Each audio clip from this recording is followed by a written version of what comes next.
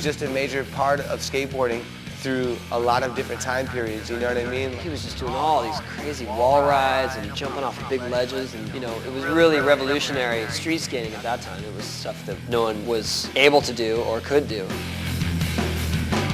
He will take it as far as it has to go. If someone calls him out, he'll interact at that level. He's a large figure in skateboarding. He's probably intimidating to talk to, but walk up to him, man. He's a human being. If he disses you, tell him to fuck off. If he doesn't, shake his hand, pat him on the back, tell him he's doing a good job. If he punches you in the head, you're pretty much asking for it. You know, I mean, he doesn't hit you for nothing. You gotta want to fight him. He's not one of those people who'll blindside you or anything. He can tell you he's coming to kick your ass. You can't be stopped, really, man. You know what I mean? You could like throw as many security guards on top of him as you want, and like he'll still get away. He does the dunk, dunk, dunk, dunk, dunk, and then he's out. Get it back. Hockey fights. He fights like a hockey player. You don't even ever hear the real stories. It was just like Mikey kicked that security guy's ass. The venues hire their security guard, and we got Mike coming for us. He's not afraid to get aggressive, you know, he's not afraid to get physical. I sort of see him as like skateboarding's official security guard. Mike has been hurt. He's probably broken about 20 bones. I know for a fact he's broken his nose at least twice. He takes hits that would definitely put most skaters out of commission. And he gets up and goes again. Mike's a very tough kid. I don't think he's good at everything. I think he found the shit that he's good at and he sticks at it. I mean, he's good at fighting and he's good at skating. Fighting is probably just a byproduct of his intensity. That's what he needed to get where he is his aggression and his determination.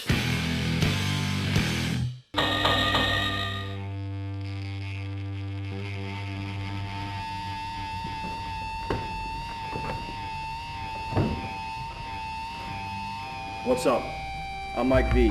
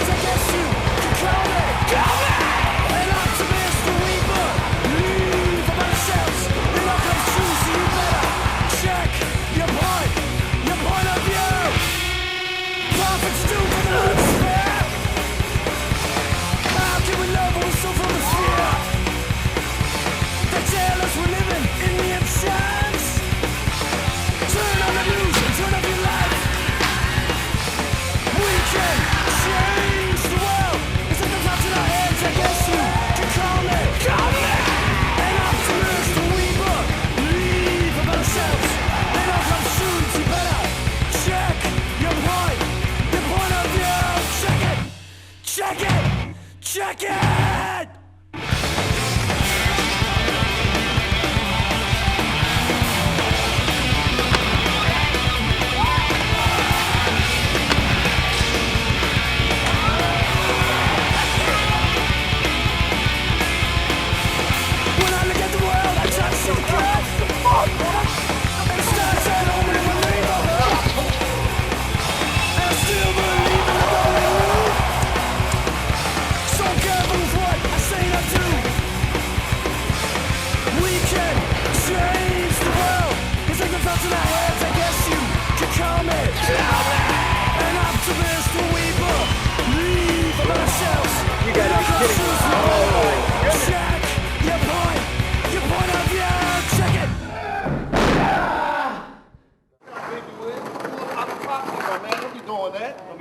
What you doing? I didn't do anything. Man, like you on fucking assholes, man. Come around here. What are you talking about, man? What's your problem? No, I don't have no problem. You got what you moving the bitch for? You don't live here, do you? It's just a white bank. No, it's not the point, man. You don't want people property. This thing's just sitting here, man. This thing's That's made nothing for to do. skating. No, it's not. Excuse me. Excuse me. We can't skate it? Excuse me. What's the problem? Excuse me, sir.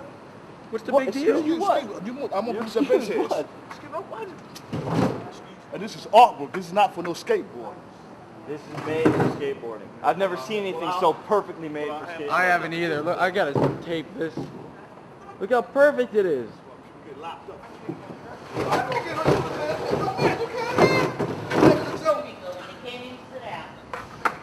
Hit it up. You gotta do a carve on it.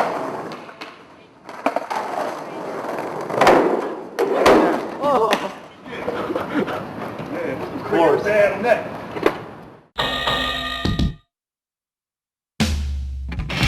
Within seconds, Vallely comes in like a whirlwind, beats the crap out of every security guard in sight, and is gone. Well, I guess that's just what happens when you have a demo at the Hard Rock Cafe. You know what I mean? In Universal Studios. I guess security just doesn't understand skateboarding, and I don't think they do now or ever will, probably.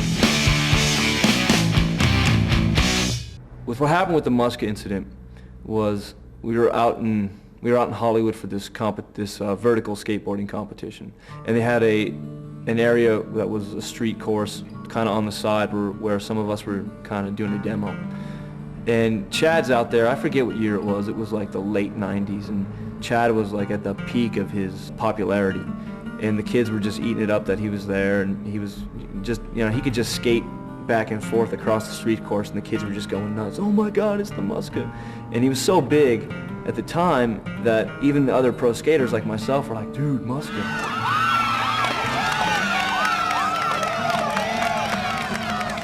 There was this big launch ramp, and I was trying to kickflip off the launch ramp over this barricade at the end, and I was landing. It was like rough asphalt ground I was landing on. I ripped my hand open like 3 times, just like I did with this one, like I always do. Right when I landed, and like, it was like half my skin just came off my hand, you know, and I'm in my palm.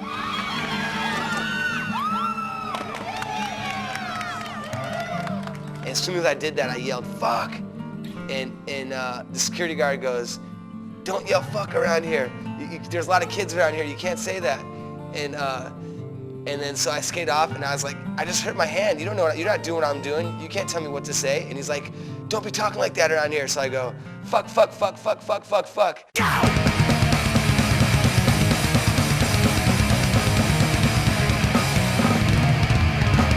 And then all of a sudden I look behind me, and the security guard rushes up, grabs me in some arm lock, and I'm like held backwards like in this arm lock. I'm struggling to get free. What the hell is going on? I don't even understand what's happening. Hey, get away from him. What are you doing, dude? Get away from him. What are you doing?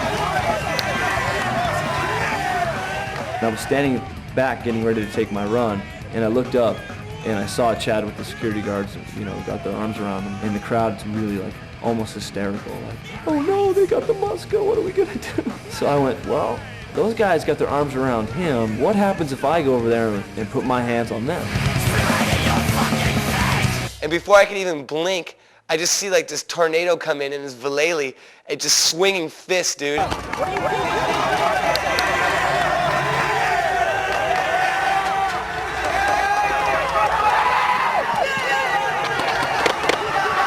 He just takes down like 3 or 4 security guards, and they try to grab me, spins out, he starts punching them, tripping them.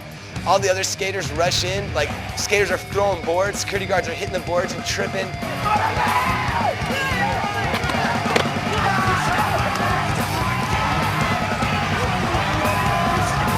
I went in there with the purpose of freeing the Muska from the bad guys. And so I got him freed, but then I realized now they were after me. So they started chasing me, and I wasn't looking for a fight or any kind of confrontation, really. I was just, I'm gonna free the Muska.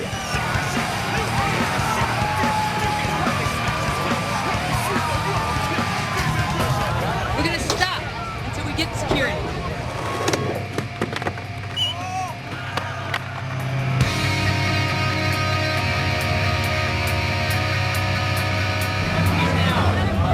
Come here. It's a skateboard. Hey, come here.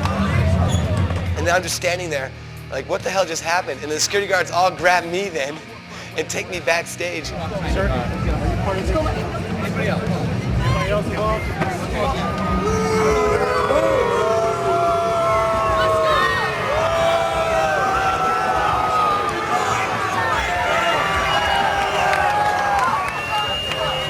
Then the security guards are like taking me off, and all the kids are like yelling, "Free Muska, free Muska, free Muska," and they're all chanting it. And so I go in the back room, they're trying to interrogate me to get me to say, like, you know, who Mike was, basically, because they wanted to press charges against him, I think.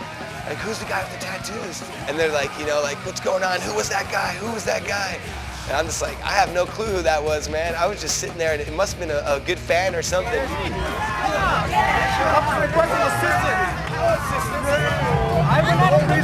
no reason. So let the guy walk away. It really just came down to, you know, stepping up for one of your peers, regardless of whether you share the same lifestyle or you're boys or you hang out. That wasn't really the factor. It was, hey, they were putting their hands on a fellow skater, so I was going to go in and do what I had to do.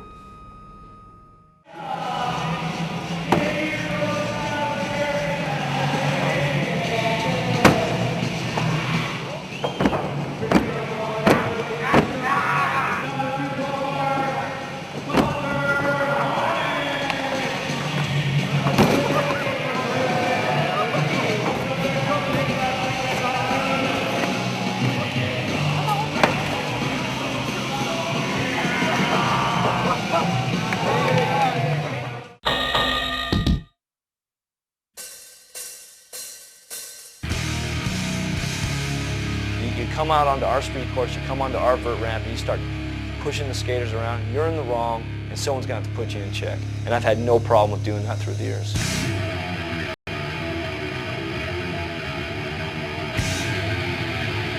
What happened in Germany in '96, it lingers. We're all flying from the U.S. to Europe for this massive contest. And the next day we go to the skate park where the contest is, inside the Munster Arena, and it's the same course that was there for the last 4 or 5 years. There was talk of boycott, you know, like, let's just leave. Everyone's skating, you know, having a good time. Titus Dittman shows up in a Lamborghini Diablo, which is like a $350,000 car. All of the sequence of events just kind of made it look like Titus was some rich guy using all the money for himself and then skimping on the course and the ramp. This guy's driving a $350,000 car and he can't afford to fix this course. The vert ramp was a piece of crap. It was just soggy, wasn't even vert. Everyone kept coming up to me, dude, this sucks, this sucks, this sucks. I was like, what are you gonna do about it, man? Get sick, motherfuckers!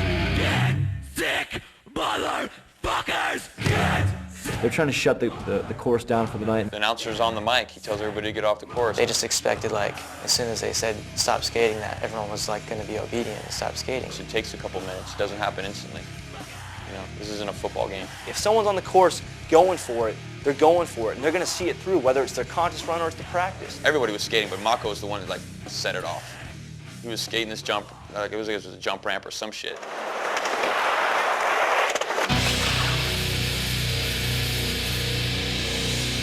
I don't know why they do this. They sent these meathead security guards out on the street course to tell us to stop skating.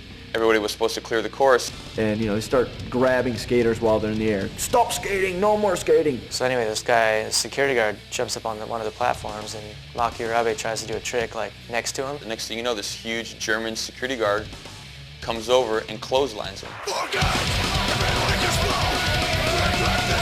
I saw Mako up there by himself with this guy, and I figured, hey, I'm at least going to go up and let Mako know I got his back. And I started pointing at the guy, laughing at him. There you go. Mako's pissed. He starts fighting the guy.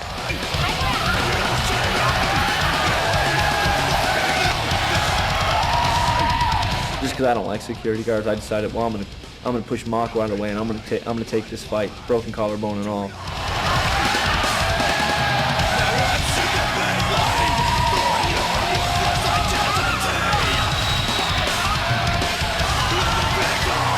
Because the footage is like he's staying there, and some guy touches his shoulder, and without even looking, he like turns around and hits the guy in the stomach. So out of nowhere, Greg just comes in like a bat out of hell. He just pummels this guy. Have you ever seen a cat paw something like how they do it really quick? I swear he put like 20 punches on the guy in 1 second.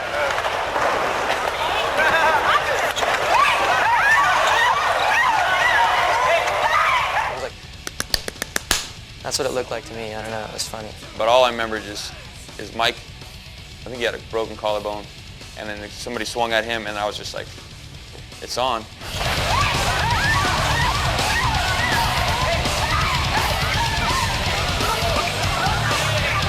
There's no reason for these guys to ever come out here and put their hands on us in any fashion, in any way. It's been hard with your blood.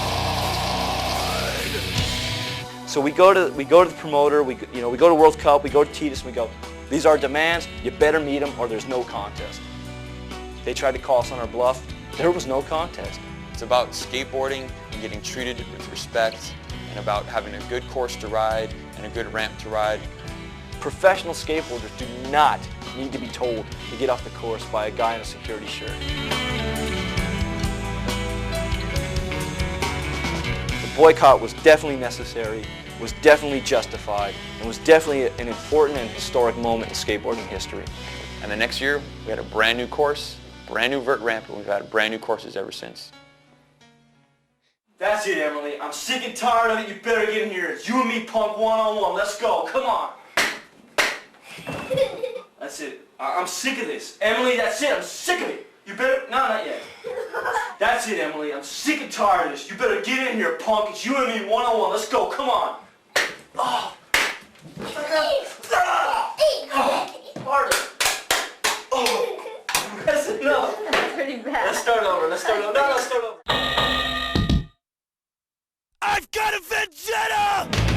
But I'm still breathing! I'm still alive! You tried to ruin me! To crucify! People thought like I was going to leave skateboarding and like join the WWF, like become a professional wrestler for as a career.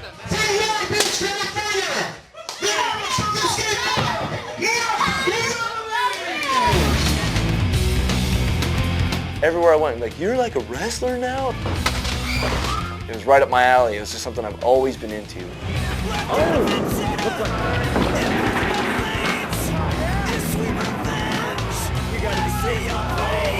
I went to the wrestling school 5 or 6 times and got some of the basics down. But I never used the basics in my matches. My matches were punches, kicks, weapons. Okay, I'm here, let's do it. Okay, what do you want to do? Okay, I want you to hit me with a chair and then put me through a table. Like, that's it.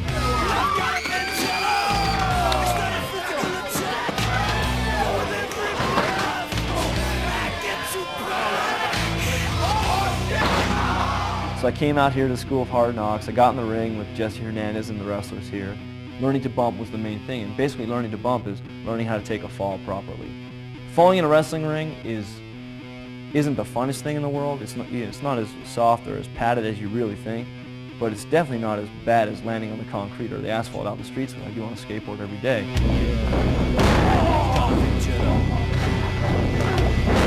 As much as these things are, choreographed or people want to use that word fake, when you get in the ring, you just really never know what's going to happen. I mean, a guy could literally kick your ass if he wants to, if you let him.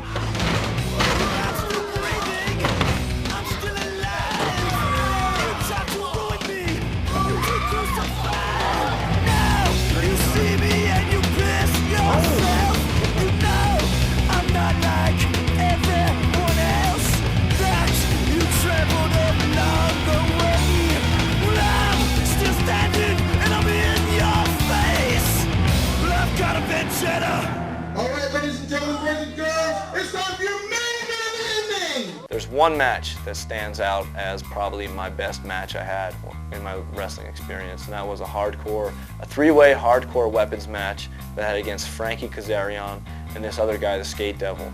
In this match, I got hit with everything from, a chair to a guitar smashed over my head. I jumped off the concession stand and went through a table. We used thumbtacks in the course of the match. My head got split open. I was bleeding all over the place. And I ended up spilling quite a bit of blood in some of my matches.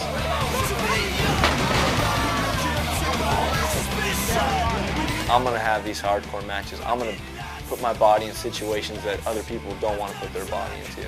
And I'm going to come out unscathed. That match was probably the best match I'd had and the most entertaining.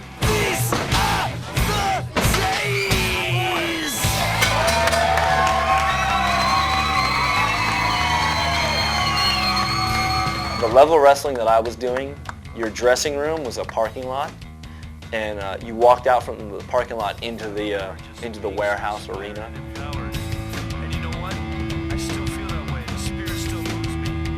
I mean, wrestling's pretty see-through. We all know what it is. It's a show, it's entertainment, it's phony, it's fake, or so they say, But to me, going in, knowing that the crowd understands that, knowing that the performers understand that, and yet still getting people to jump out of their seats and be entertained.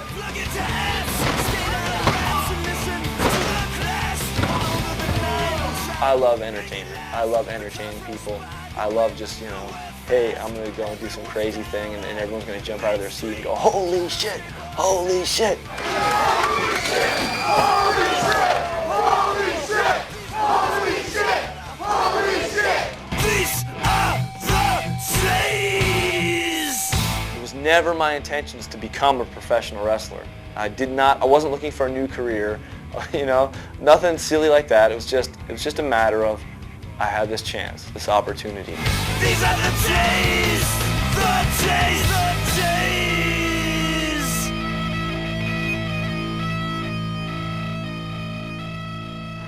We could skate? No, sir. Oh, that's awesome. I didn't know. I consider it. Well, if we could skate, then let's skate it smooth right here on the stairs, you know? No, sir. This is all private. That's awesome. Excuse me, sir. Yeah? Yeah, we'll skate these then. No, this is all private. You just said that we could skate them. No, I did not. You said. No, I did not. I heard you over there. I can rewind the tape. No, that's what I was explaining. Okay. You know? Hit up these stairs. Stay here for what? State police. State police? What do they have to do with this?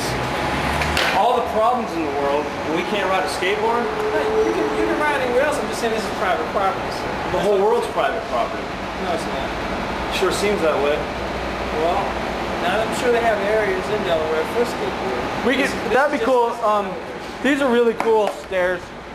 These will do. Thank you.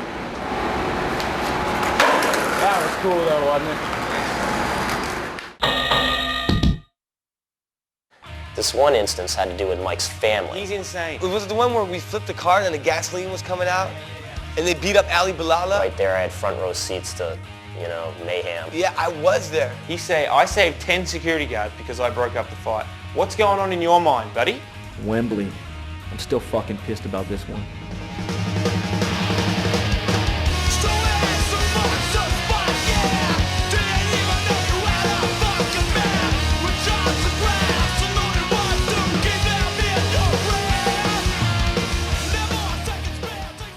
Wembley Stadium is a contest in England.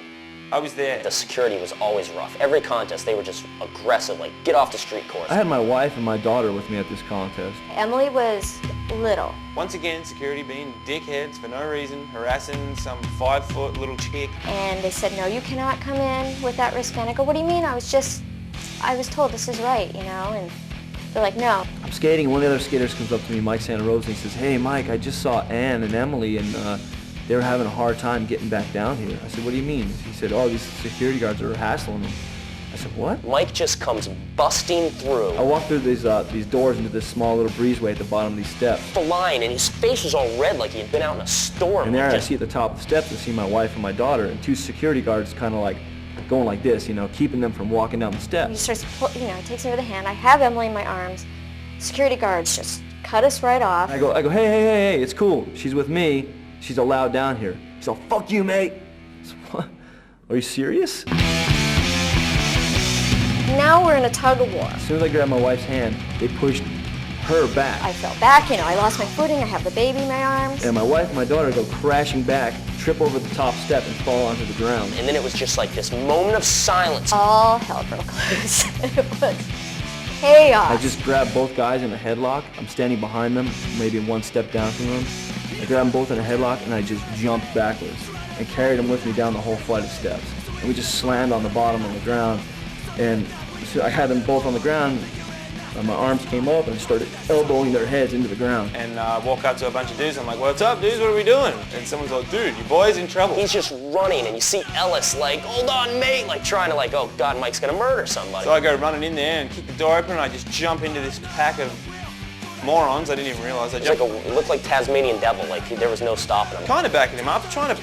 I was doing a little bit of fighting, but I didn't want to do too much fighting because I didn't want them all to start beating me up. He was really calm. I don't know how he was so calm. He was getting punched directly in the face. I knew I was getting socked up, but I was completely, really oblivious to it at the same time because I didn't feel it, it didn't concern me, it didn't bother me. I was more concerned about the two guys that pushed my wife and daughter, and they were both still on the ground because I beat the shit out of them already. Anne and Emily are between his legs crying, like and he's, you know, fighting 10 dudes at once. And I get to the top of the steps and the security guards are still behind me, and I just picked my daughter up and I took my wife and said, let's get out of here.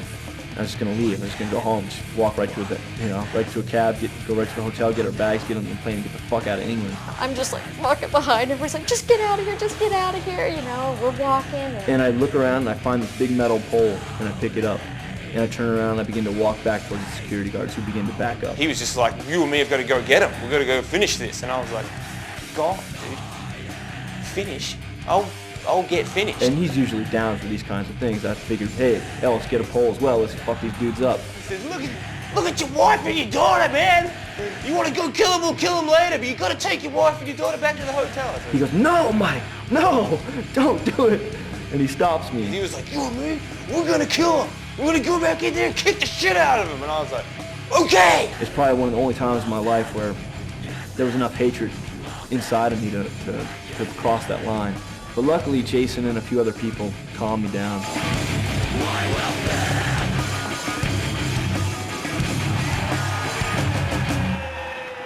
The vibe didn't stop. There were still a lot of problems between security guards and skaters at the event, and the whole thing escalated into a situation of anarchy where there was a jaguar on the floor of the contest. It was one of the obstacles for the event.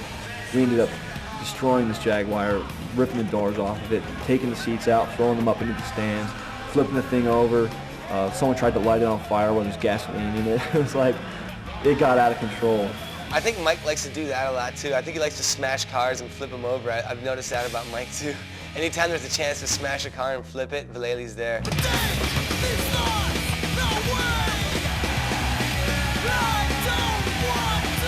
Everything we wanted to do as security guards, we did to this car, and the crowd ate it up. And at the very end of it, I ended up placing in the contest, and I was up on the platform receiving my award or whatever. We didn't even get awards at that time. It was like a check for $100 or something. And they handed me the microphone. They go, "You want to say anything?" Hell yeah, I want to say something. And it ain't about this Wembley Arena and their bullshit security.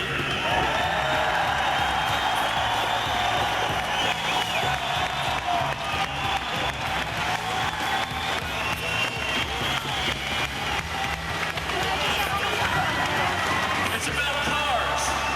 Jump in on cars. Thank you, Mark Gonzalez. Day said that we were allowed to skate here on Saturday. Well, I'm telling you, you're not, okay? So let's not start a confrontation. But Day-Day's the main guy here.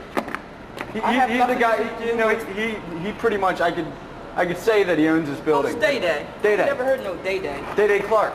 No, he doesn't own this building. That's what he says. No, he doesn't. He does. No, he doesn't. It's a fact.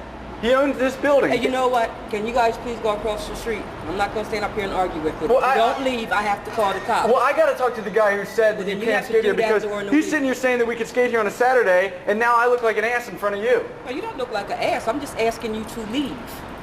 Man, I've never heard of a Day-Day. Never heard of it. Are we really bothering anybody? That's beside the point. I'm only doing my job, and the note says, and that's because everybody comes here all the time to do it. They can't allow it. They do. Yes, they do. Really? Why do they come here?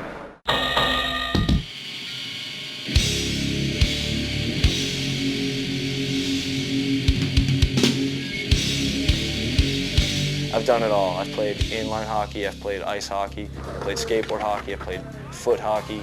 I just like to play hockey. If anyone's been paying attention, you can tell my fighting style comes from hockey.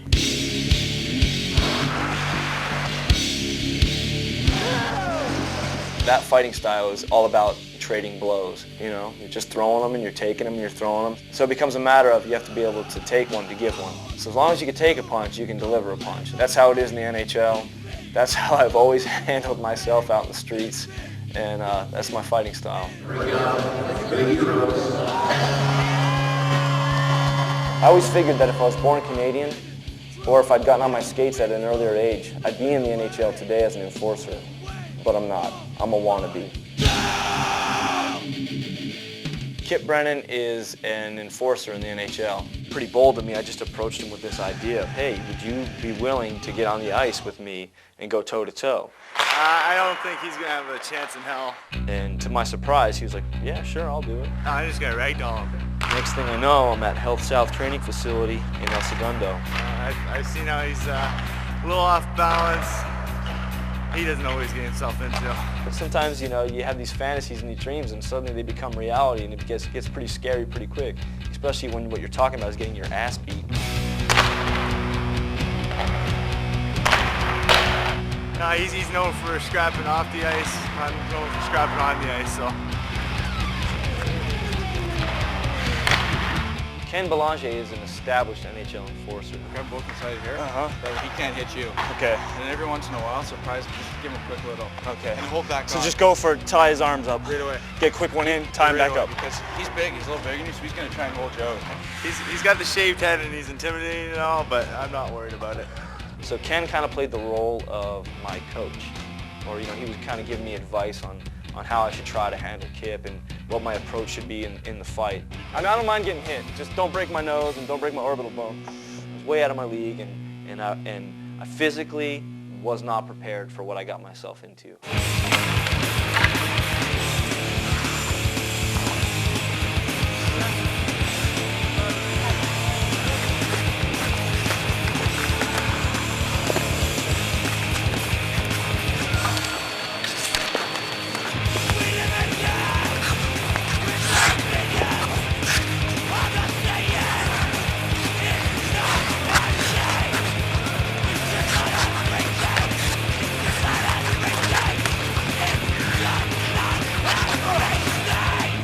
All right, round two. The first fight was a total embarrassment. I got thrown on like a rag doll. So I'm holding on, and somewhere in the mix, my finger just snaps. And he doesn't even know I didn't throw a punch.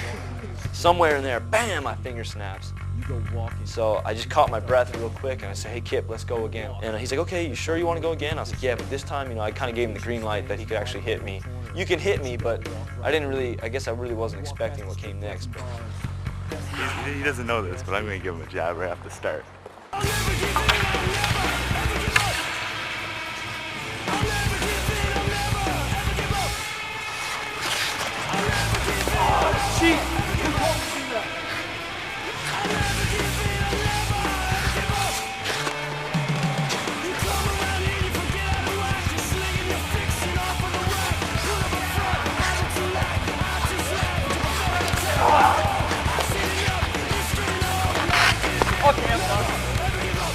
Kip threw one and like hit Mike and I think surprised him.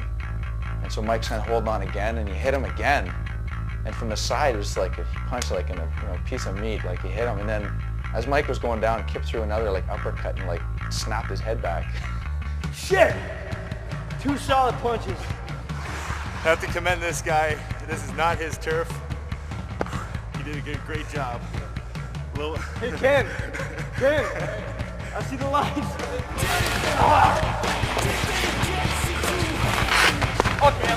the 2 punches put together really rattled me.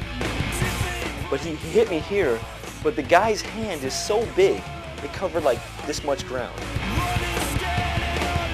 When he hit me with the uppercut, I let go of him. And I dropped to my knees and my face hurt so bad I couldn't talk. I just started tapping the ice, just, hey, dude, it's over, I'm done.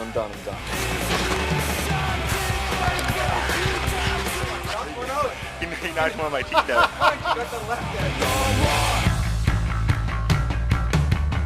Finally, someone teaches me a lesson.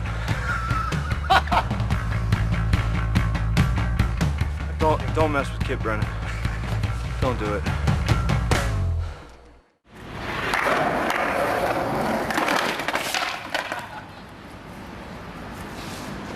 it again, man. You guys get enough footage? Not yet. Maybe like 10 minutes.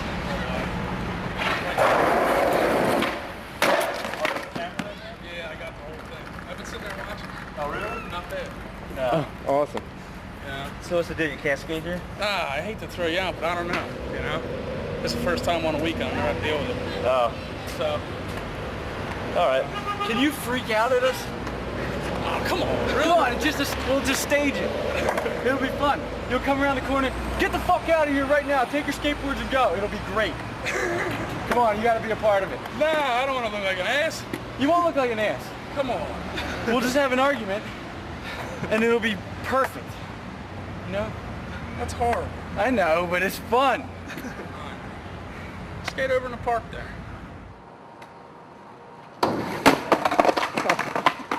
It's on us, right? You know that. I wouldn't blame you guys. You know, you wouldn't until you fall.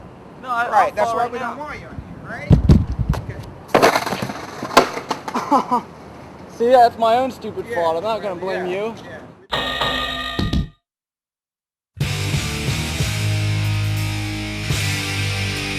T-shirt off, boom, boom, boom. Before they even knew that they were in a fight, they got their ass kicked. It was like some Jackie Chan choreography or something. What do you mean you got in a fight today? Well, who'd you get in a fight with? It was the first time I ever spent any time with Bam. We were in France, and he had his video camera with him. He's like, "You fucking start a fight. I want to fucking get you fighting somebody on film." I was like, dude, you will never get me on film fighting anybody.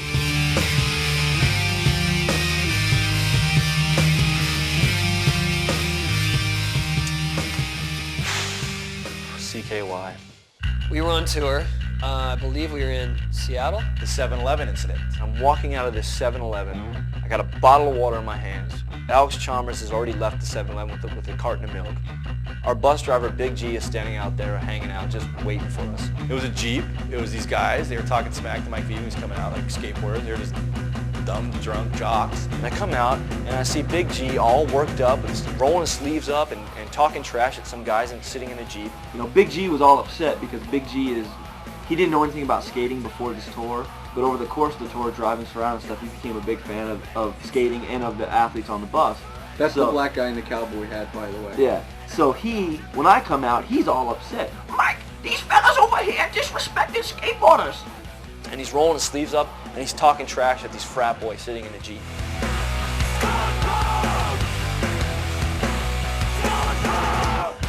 We start walking away, and the frat boys sitting in the Jeep, they're just feeling real cocky or something. They're drunk off their asses. And they go, "Yeah, man, you skaters are real badass drinking water and milk." So, what? And I stop. And they had 4 of them jump out of the Jeep, and they get in a semicircle around me. I go, "What? What the hell are you fellas gonna do?" They're like, "We're gonna kill you, man." I was like, "Yeah, right." They're like, "Yeah, we're gonna kick your ass. We're gonna kick your ass. We're gonna kick his ass. We're gonna kick his ass. We're gonna kick all 3 of your asses." I go, "That's funny, because I could take all 4 of you myself."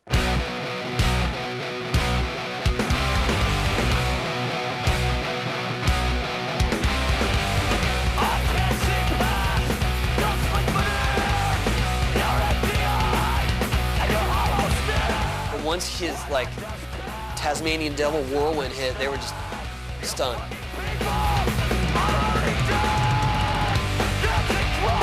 Before they even knew what the hell was going on, they'd all got punched in the head. He's like, one thing off, hits one. This was a highlight. One of them was laughing right before he got punched in the head. Oh yeah, this guy's freaking great. Whack.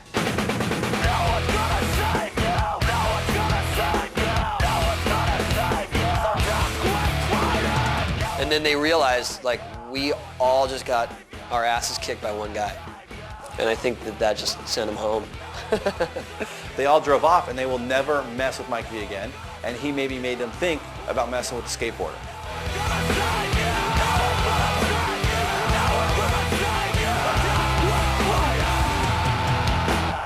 And as soon as I get into the hotel lobby, I see Bam. And Bam is standing there with his video camera in his hand. And he goes, "I got it. I got the whole thing on tape." I'm like, "I fucking got it. I got it." I'm like, "No, that's an imitation of you. I fucking got it." I was just like, oh no, CKY3. That's all I could think. I've been out there talking to kids, denouncing this shit, nah, don't be a jackass, don't watch that shit. Don't, you got better things to do with your time and energy. Don't be like those guys. and here I am, the fucking star of CKY3. How the fuck did that happen, man? But what made that fight 87% more cooler is the fact that he ripped his shirt off in the middle of it all. It's just like, wow. It's like, wait, what is he doing?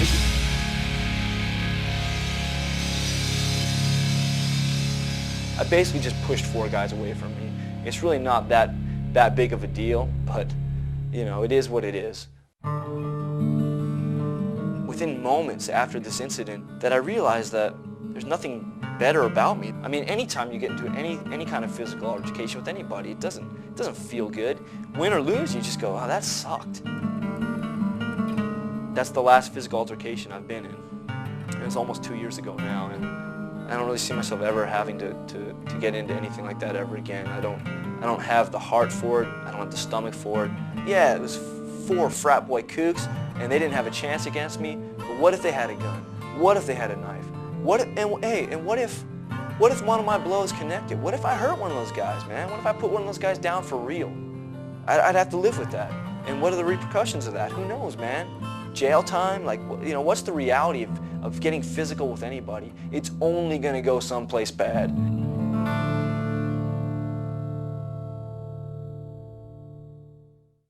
I look at it like this. You're either a man of action or you're not. You either do or you do not do. Don't get me wrong, I'm not saying that fighting isn't the answer, but I'm all about committing myself to action one way or another. If I feel strong about something, I'm going to get involved in it. I'm going to put myself on the front lines. I've always talked about being the bigger man, being the better man, taking the higher road. And for so long, I believed that actually getting physical was a part of that. And I lived by it, you know, and I guess I was willing to die by it.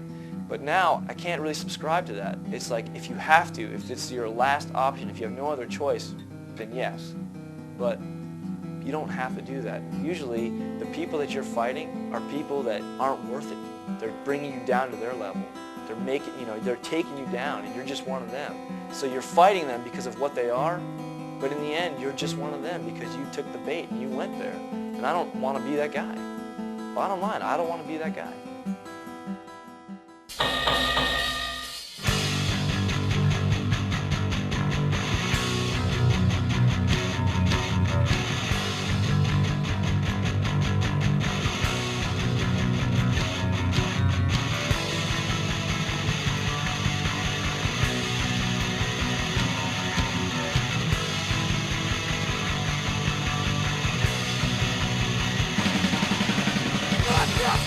He just beat up 4 dudes, and I just looking out the window. Yeah.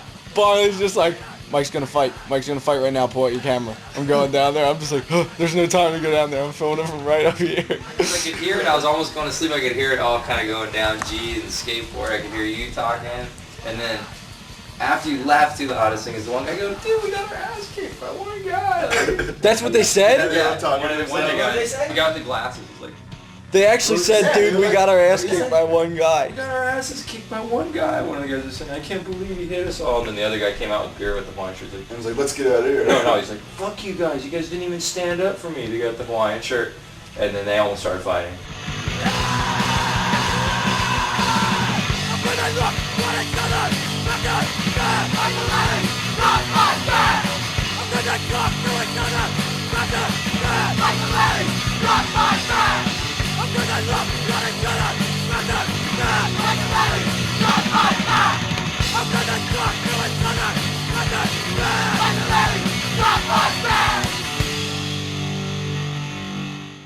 People that are going to talk shit on me are the kind of people that will die shitting their pants, because these are people that will never commit themselves to a course of action one way or another. They're going to stand on the sidelines and go, fighting's wrong, you're an asshole, you're lame. But these are people that are just standing on the sidelines. They're not going to be the peacemaker, and they're not going to be someone who is going to involve themselves in any situation in any way. So what they have to say means nothing to me, doesn't matter to me.